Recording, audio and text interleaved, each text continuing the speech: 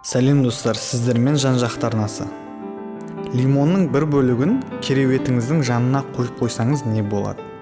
Жалпы лимонның пайдасы туралы айтатын боламыз. Ал кеттік.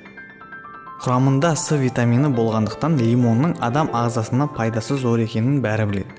Бұл жемісті шайға қосып, тамаққа да пайдаланып, простуданы емдеуге де қолдануға болады. Бірақ лимонның тигізер пайдасы бұнымен шектеле қоймайды.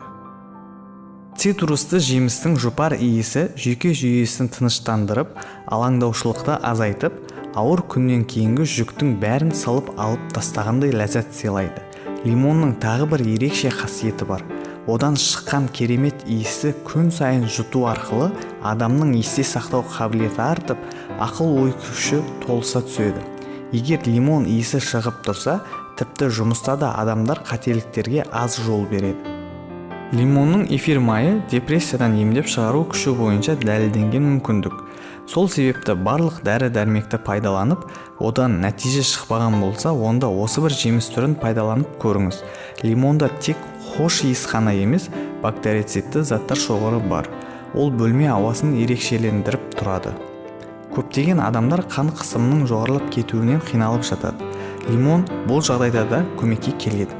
Оның иісі қан қысымын түсіруге қабілетті. Сонымен қатар құмырсқа, шаян, маса секілді құрт құмырсқаларда лимонның иісі шығып тұрған үйде қалмайды.